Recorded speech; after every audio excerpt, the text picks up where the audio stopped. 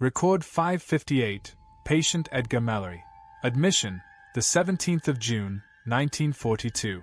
Age, 52 years.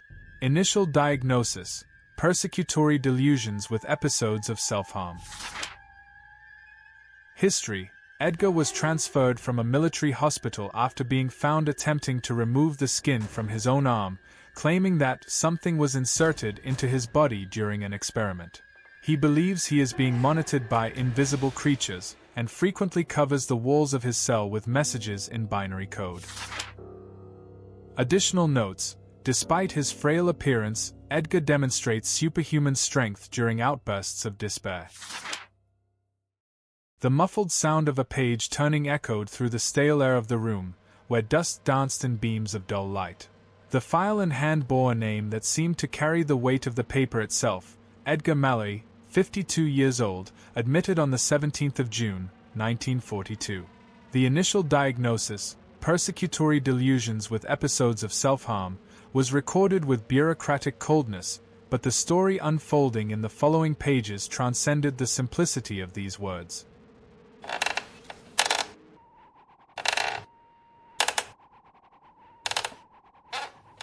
Edgar arrived at Blackwood Asylum under circumstances that already hinted at the depth of his torment. Transferred from a military hospital, he was found in a state of shock after a frantic attempt to remove the skin from his own arm. According to reports, he believed something had been implanted in his body during an experiment. "They used us. Now we are marked," he repeatedly murmured, even under the influence of sedatives.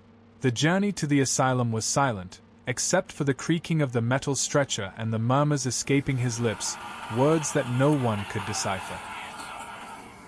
Upon arrival, Edgar's condition stirred a mix of compassion and discomfort among the nurses.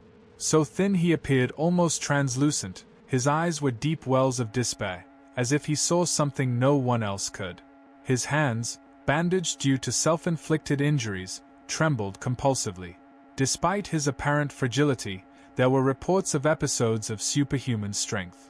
A soldier testified that Edgar, during a fit, was able to bend the rails of an iron bed, requiring the intervention of 3 men to restrain him. The atmosphere of Blackwood Asylum seemed to respond to Edgar's presence in subtle yet unsettling ways. The corridor leading to his cell was permeated by a heavy silence, broken only by footsteps that echoed irregularly. The lights in that wing flickered frequently, something the staff attributed to the outdated electrical system, but the recurrence of these outages was beginning to be noticed by all. On the first night, Edgar remained silent, sitting in the corner of his cell, his eyes fixed on a point on the wall. When the medical team returned in the morning, they found symbols and numbers scrawled on the walls with a disturbing precision. The marks, made with fingers, seemed to form binary sequences. When asked, Edgar merely whispered, "It's the only language they understand." From that moment on, Edgar's cell became a scene of increasing strangeness. Nurses reported feeling an indefinable pressure upon entering, as if the air were denser. Indecipherable sounds seemed to emanate from the environment, small whispers blending with the natural noises of the building. When confronted about these manifestations, Edgar would smile vaguely and say, "You are also being watched." As much as medical records tried to comprehend his condition, it was evident that Edgar Mallory represented something that transcended conventional psychiatry. What began as a clinical analysis soon revealed itself to be a journey into an abyss where reason was devoured by the unknown. In the stifling corridors of the Blackwood Asylum, there are secrets that should never be uncovered. Stories that challenge reason and drag the mind into the abyss. Sign up now and discover what lies beyond understanding, but remember, some truths cannot be forgotten. The dry sound of a door slamming echoed through the small apartment where Edgar Mallory had lived alone since returning from the war. The walls, once light, were covered with sheets of paper that he had taped up. Disconnected scribbles of numbers and symbols, many with marks repeated until the paper tore, formed a chaotic and oppressive pattern. A neighbor would later report that the sounds coming from the apartment in the nights leading up to the final incident were of quick, irregular footsteps, as if someone were pacing endlessly. The decision to admit Edgar began to take shape weeks before the episode that would culminate in his transfer. His elder sister, Eliza Mallory, visited him regularly, but her visits became increasingly brief. "He wouldn't let me touch his things," she said, her voice a mix of fear and frustration. "He always said he was being monitored, that he needed to encode messages to deceive them." At first, the signs were subtle: murmurs during quick walks down the street, furtive glances over the shoulder. But then came the muffled screams at odd hours and a silence so profound it seemed to absorb any sound around. The breaking point came on a rainy afternoon. Edgar was found in the backyard, kneeling in the mud, trying to peel the skin off his forearm with a kitchen knife. "It's here," he repeated between short breaths. "They put it here. I need to get it out before they control me." When the police arrived, he raised his eyes to them. An officer described the look as empty, yet at the same time filled with a kind of truth we don't want to know. At the military hospital where he was taken, Edgar oscillated between states of catatonic silence and unusual bursts of strength. During an attempt at sedation, he broke the syringe with a force disproportionate to his physical condition. A nurse swore he heard him murmuring in an incomprehensible language while scribbling binary sequences on the walls. 3 days later, he began to scream that they were here. He tried to use his own blood to draw something that looked like an alien language on the floor. When restrained, he murmured, "You don't understand, they won't stop watching." At the Blackwood Asylum, Edgar seemed to merge with the environment, as if he were more a part of the building than a resident. His presence brought a tangible discomfort to the corridors. "It's as if the air is charged with something invisible," reported a nurse. As Edgar drew symbols on the floor with his fingers, the sound of a faint crack echoed through the walls, as if the building were reacting. Over the days, Edgar refused to eat, claiming that they wanted to contaminate him. He looked at the nurses, but his words were not directed at anyone specific. "They were already here before me. I'm just another piece." On his first night, the dripping of a tap could be heard, filling the oppressive silence of the seclusion room. Edgar Mallory had spent the night at the Blackwood Asylum sitting in the same position, with his knees drawn to his chest, staring fixedly at the darkest corner of the room. The yellowish light filtering through the small observation window flickered, as if the circuit was constantly on the verge of failing. The first days of Edgar in the asylum were marked by a routine that oscillated between forced monotony and a growing perception that something profoundly wrong permeated the environment. He refused the trays of food left by a nurse, murmuring, "They are watching us, always watching us." At the end of each rejected meal, silence returned, heavy and unbearable, while the dripping faucet became a constant presence. The doctors tried dialogues, but their words seemed to get lost in the void. Edgar responded with fragmented phrases, interspersed with soft, displaced laughter. "It's all on the wall," he once said to Dr. Helms, pointing to the corner of the cell. "They walk over there, don't you feel it when they arrive?" During a forced recreation session, Edgar sat near the window, staring at the courtyard. An inmate passing by suddenly stopped, frozen, eyes wide. The man, known for shouting incoherencies, was now whispering, almost inaudible, "It's behind him." When pressed, he simply cried. The asylum seemed to react to Edgar's presence. The walls, covered by years of dampness, appeared to gain movement under certain lights, stains growing and changing shape. One night, a nurse found Edgar standing in the center of the cell, his head tilted. "It's in the plumbing now," he murmured, his voice hoarse. "They move through the walls. You hear them when they arrive." Edgar's resistance to traditional treatments left the staff perplexed. In a group therapy session, he began to trace invisible symbols on the floor. When confronted, he calmly replied, "I'm marking the points. They need the passages open." The psychiatrist, who was observing, reported dizziness and nausea that lasted for hours after the session. During the nights, Edgar's room seemed alive. Nurses heard sounds of dry cracks and scratches that ceased when they approached. When confronted, Edgar simply said, "They move when it's dark. They don't need light like we do." The smell was another manifestation that disturbed the staff. A bittersweet odor permeated the nearby corridor. Nurse Clarice, while changing the sheets, reported a moment of pure panic. "When I lifted the sheets, I swear something moved for an instant, then, there was nothing. Despite his resistance, Edgar seemed to observe the other patients with interest. During a recreation session, he began to chuckle softly, interrupting the card game. "Can't you see?" he asked, pointing at a shadow. "He's here. He always is." The game ended immediately. The nights brought even more unease. The scratching and murmurs grew more frequent. Clarice, who had sworn never to return to the ward, claimed to have seen a vaguely human shadow between the corridors. No matter how the doctors tried to label Edgar, his presence continued to defy explanations. "He is more than a patient," Helms wrote in a report. "He is dissolving the line between the asylum and himself. Both breathe together, one feeding off the other." In the darkness of Edgar Mallory's room, the shadows were never truly empty. The silence in Blackwood Asylum was never complete. Indistinct murmurs, soft scratching, and the sound of wind blowing through closed corridors were a constant. These noises seemed to resonate directly in Edgar Mallory's mind, as if the building itself were conversing with him. And he listened.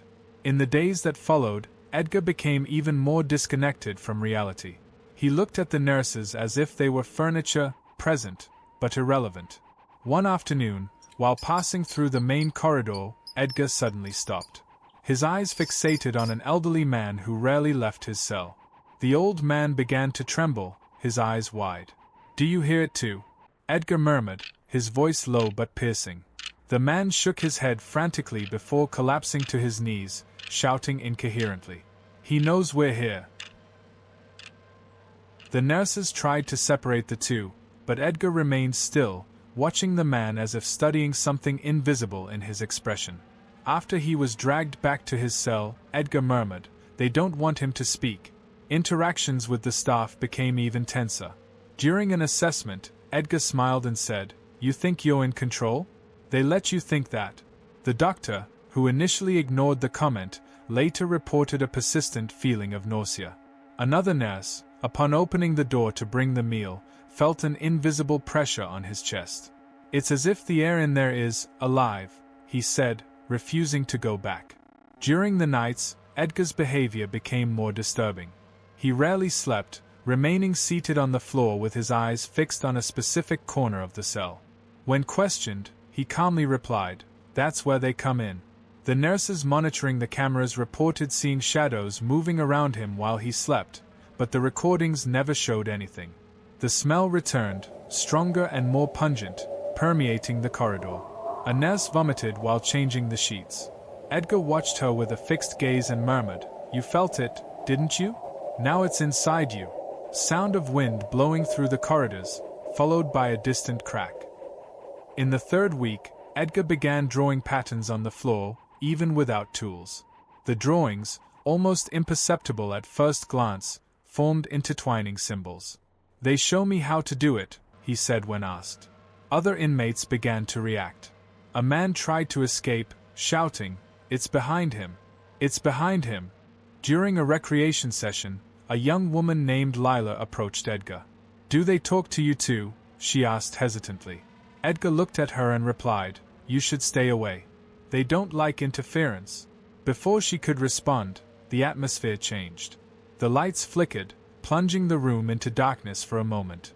When they returned, Lila was on the floor, shaking violently, her eyes rolled back. Edgar remained still, merely observing, as the nurses rushed to help her.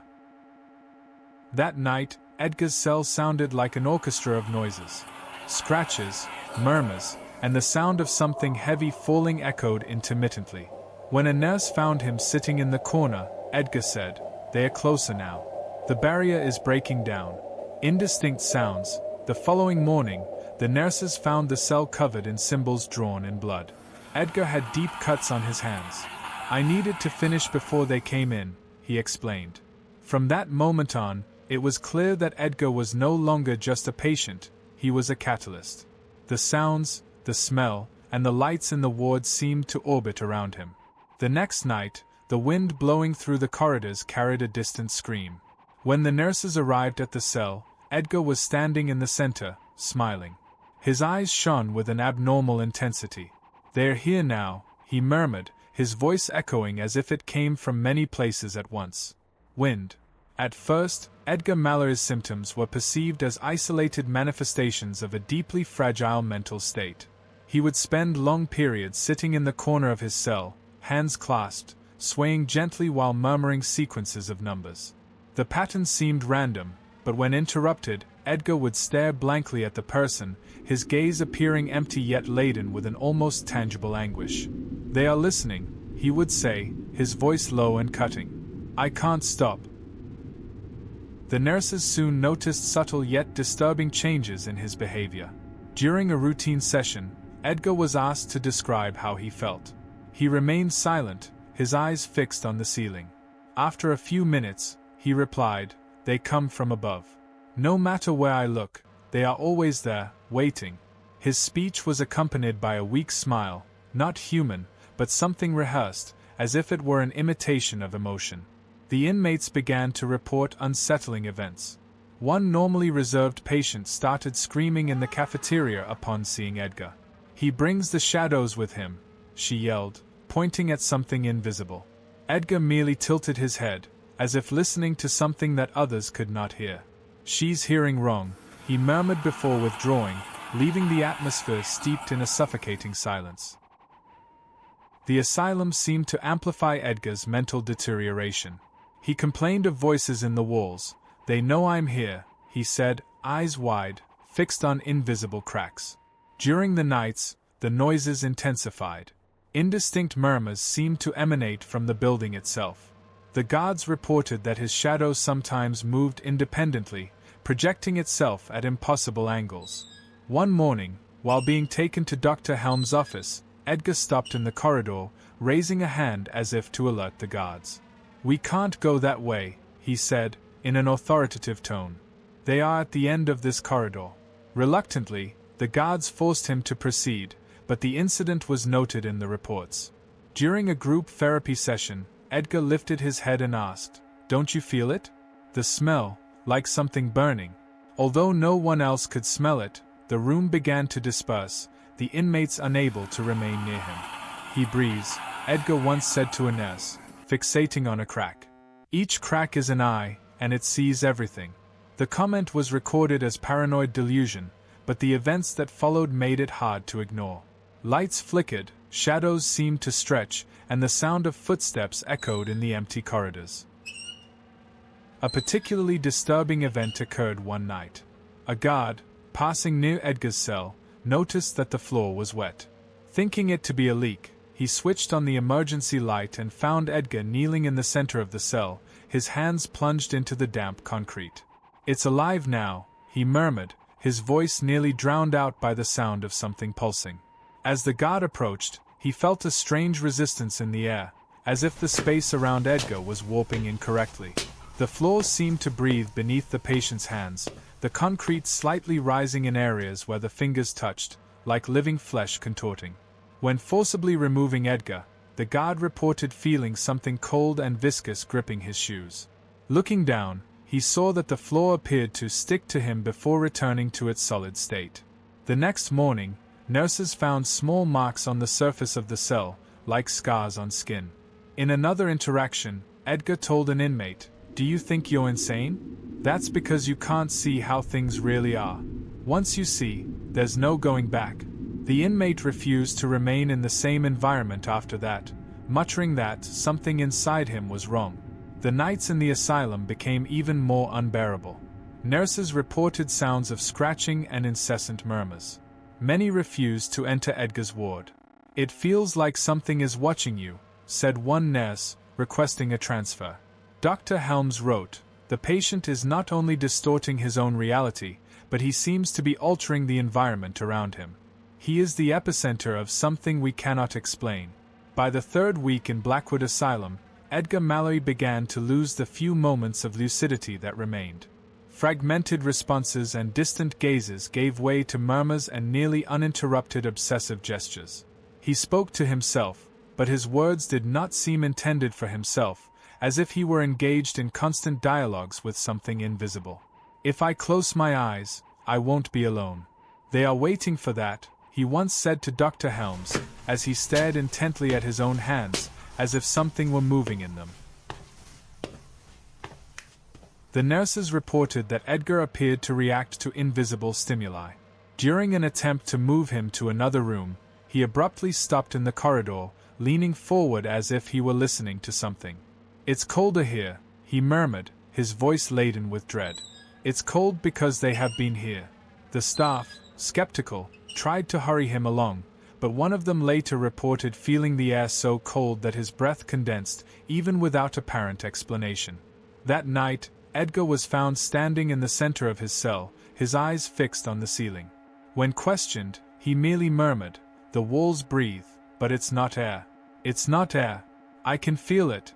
Nurses reported a faint creaking sound coming from the walls, as if something was straining them from within. Throughout the rest of the night, Edgar refused to lie down, repeating in a low tone, "They reach me in the dark." Edgar's interactions with the other inmates became more unsettling. During a group activity, he leaned towards a patient who was silently drawing. "They like to watch you. They feed on what you feel," he whispered, his voice almost affectionate. The woman began to tremble, pulling away abruptly, and refused to return to the room while he was present. Episodes like this became frequent, and the other patients began to avoid him, fearing to cross paths with him even in the corridors. Edgar's isolation worsened as the staff began to treat him mechanically. The growing fear that his presence provoked resulted in quick interactions with no eye contact. Nurse Clarice, who had previously tried to engage in conversation, now limited herself to leaving the tray at the door, quickly stepping away. "It's as if he sucks the humanity out of you," she commented one time, visibly shaken. Edgar's cell became an epicenter of inexplicable changes. The light flickered, casting shadows that seemed to move independently. Nurses reported an almost palpable weight in the air, as if something were pushing them away.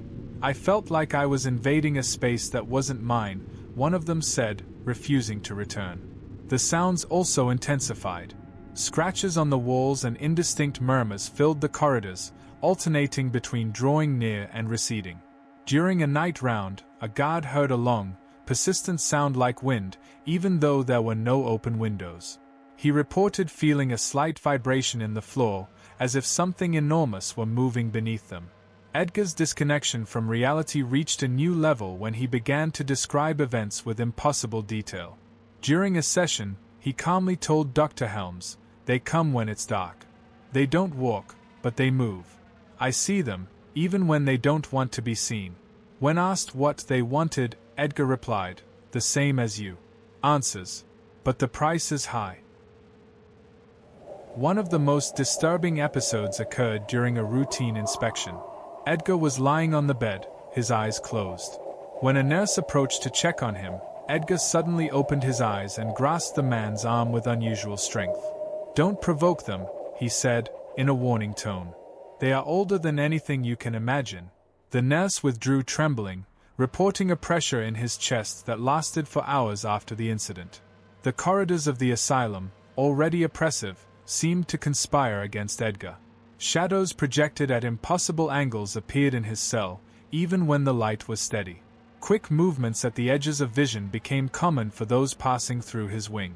Many staff members began to avoid night shifts, claiming that the wing was charged. What seemed like a fantasy of a disturbed mind soon took on a life of its own, Dr. Helms wrote in a report. Edgar Mallory's delusions transcended the barrier between his psyche and the environment around him. He is no longer isolated in his mind. Something, somehow, is interacting with him, and with us. That night, Edgar was heard murmuring while lightly tapping on the walls of his cell. "They are so close now. I can hear them coming." The nurses, paralyzed, watched from a distance, unable to decide whether they should intervene or let him continue to lose himself in his own abyss. Edgar Mallory's containment room was shrouded in an oppressive silence, interrupted only by irregular breaths that seemed to belong to no one. A sound of something breaking in the distance, followed by absolute silence. That night, Edgar was found kneeling in the center of his cell, motionless, but with his fingers pressed against the cold floor. His rigid posture seemed to defy the limits of the physical, as if he were frozen in time. He repeatedly murmured, "The lines are open, everything is flowing in now." Initially, the doctors attributed the behavior to yet another psychotic episode, but something in the details of the incident was disturbing. The next morning, marks resembling deep scars crisscrossed the concrete of the cell, as if made from the inside out. Edgar was exhausted, but showed no signs of pain. His worn and bleeding nails were the only physical evidence of his interaction with the environment. In the following days, Edgar began to speak in disjointed patterns, his voice alternating between almost inaudible murmurs and incisive statements. During a session with Dr. Helms, he looked directly at the doctor and said, "It's not madness. It's clarity. They showed me how everything connects. You don't see because you're trapped, but they can pull you out if they want to." Helms recorded the event with trembling hands, unable to forget the tone of certainty in Edgar's voice. Seemingly disconnected events began to accumulate in Edgar's ward. Lights would fail only in his cell, even after repairs. Objects vanished and reappeared in impossible places, and a metallic, acrid smell permeated the air, making it almost unbreathable.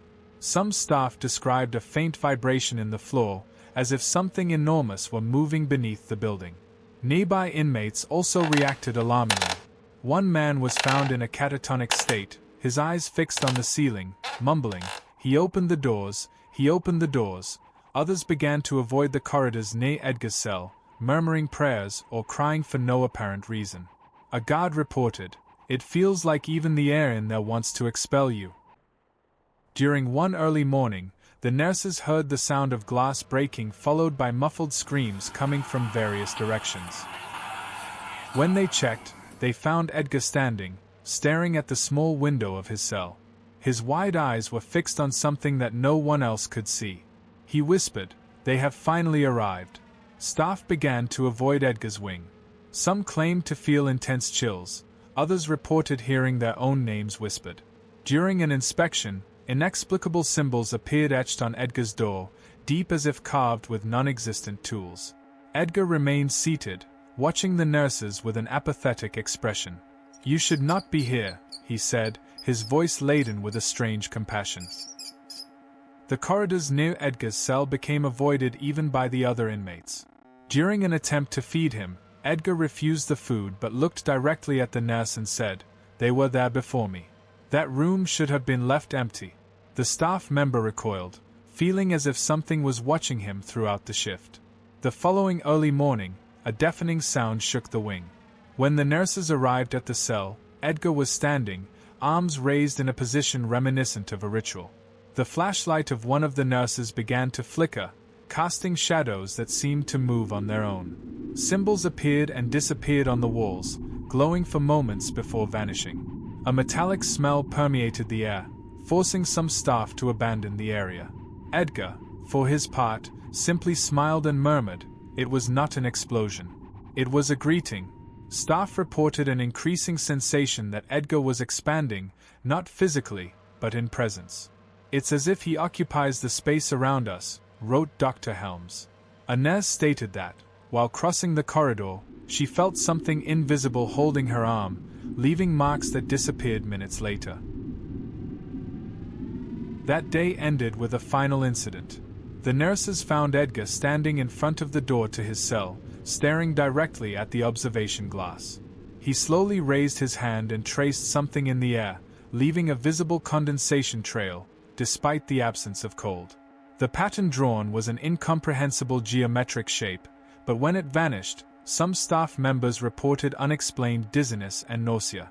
Helms noted in the chart, "The barriers between what is real and what shouldn't be are yielding, and Edgar is the epicenter." Edgar Mallory was found on the morning of August 12 in an unusual position, kneeling on the floor, with his forehead touching the cold concrete. Although the behavior was not unprecedented, the environment around him seemed different. The cell, always claustrophobic, gave the impression of being larger, as if the walls had subtly receded. The natural light filtering through the small window avoided Edgar, leaving him shrouded in an uneasy twilight that seemed to move with him. When the nurses entered, Edgar slowly rose, keeping his eyes closed. His voice, described as overlapping whispers, was a dissonant tangle of tones coming from his mouth, but they didn't seem to belong to him. They said, "I am now what remains. And what remains must stay." Upon opening his eyes, he revealed something that made the staff recoil. His irises were covered with lines resembling cracks in glass, radiating a pulsing, almost hypnotic glow. In the days that followed, Edgar began to move through the cell in a disturbing manner, walking in slow circles. One nurse reported the strange impression that the cell tilted slightly with each turn, as if it were being drawn towards an invisible central point. Others, watching him, described vertigo or the sensation that the space around Edgar was bending. "The patient is not just experiencing psychological collapse," Dr. Helms wrote. "He is shaping the space around him. Gravity seems to obey him." The culminating event occurred when a team attempted to transfer him to a wider observation cell. As soon as they entered, Edgar stopped walking and turned slowly. With an almost casual motion, he raised his arm and pointed to an empty corner. "I can't go. They are all there." Some nurses swore they saw a shadow writhing at the edge of their vision, an indistinct shape that vanished when stared at. One of the men fell to the floor, trembling, refusing to enter again. Edgar lowered his arm and declared, "They don't want me to leave anymore." In the following weeks, Edgar's cell became an enigma in constant flux. He did not eat, did not sleep, and rarely spoke. Yet, his body remained intact, showing no signs of weakness. His vital functions continued, but his body temperature fell to levels incompatible with life. "He is alive," wrote Dr. Helms. "But not in the sense we understand." The inmates began to gather near Edgar's cell in complete silence, sitting on the floor as if waiting for something. No one instructed them to do so. One night, the cell door opened on its own. Edgar did not leave.